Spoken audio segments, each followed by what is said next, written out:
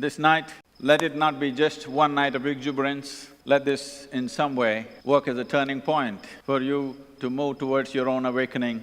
This is a fantastic step that you've taken. Whoever we may be, however intelligent we are, however competent we are, however capable or strong we are, without an element of grace in our lives, there will be no success. A genuine success will happen only when there is grace. Otherwise, you have all the parts but no lubrication, and that machine is not going to successfully function. We do not know what you can do and cannot do in your life. Whether you're going to become the richest man in the world, or the most beautiful woman on the planet, or you're going to climb Mount Everest, or you're going to beat Mr. Bolt in a 100-meter race, I don't know about these things. But every one of you can strive to become a wonderful human being, and nobody can deny that to you. So I want you to do a simple process. Write down three things when you go home. Whatever you think makes a human being into a wonderful human being, just three things, and make it a reality in your life. What you think is the highest. Don't do what I want, please do what you want.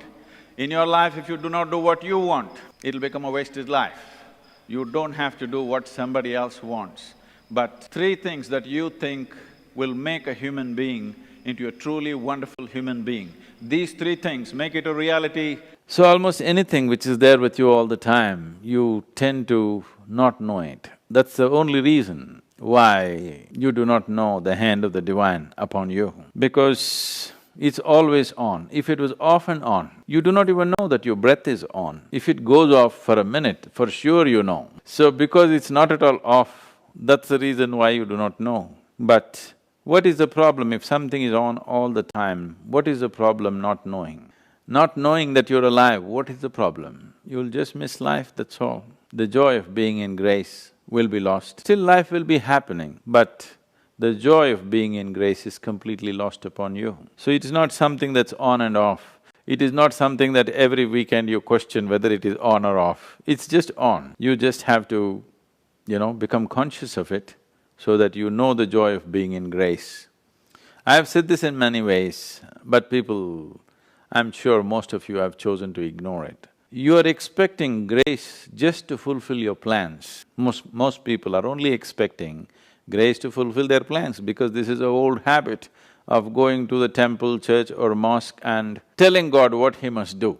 If he does not do, you will change your God. So this is an old habit. So grace is not about fulfilling your plan, grace is about fulfilling life's plan for you. This is not about fulfilling your petty plan, because every day your plans keep changing. At different stages in your life, many times you thought this is it and next moment you change your decision. So, grace, a guru's grace is not designed to fulfill your plans. Guru's grace is designed to fulfill the life's plan.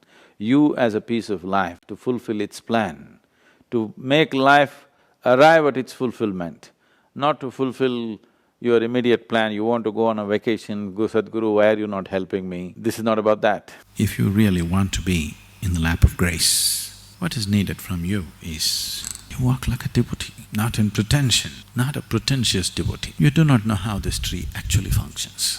You do not know how this blade of grass happens. You do not know how anything here is working. So I want you to look at everything. Everything seems to be little more intelligent than you. When you are so dumb, when you see a tree, you see the mountain, the blade of grass, everything. I want you to look at them for who they are, for what they are. No, my body is also… that is fine, your body is super. Your body is doing many things that you do not know. You as a person, what do you know? Do you know even what this blade of grass knows about life? So I want you to look at everything, even a grain of sand. It knows a lot more than you about life. So you are a junior here, they were all here way before you and they know much more than you about life. So I want you to walk with a certain sense of wonder and devotion at everything. Just try this for next 24 hours. That's all that's needed. This is all that is needed to open the doors of life, that you do not think too much of yourself. You do not think something about you which is not true. Whatever you think about yourself is very untrue, because when it comes to basic life, what this soil knows you do not know, isn't it? Yes? Generally, in America they call soil dust, dirt. What this dirt knows, you do not know. Your brain cannot do, this soil is doing. Is it a fact? So, when there are such big people, stalwarts around you, you walk gently, understand? Don't go like this, because they are not simple. If you just walk like this, if you walk with devotion, slowly you will fall into the lap of grace. Without this, spiritual path is a damn hard thing to do. What I have been through, I don't want anybody to go through. That's why the effort.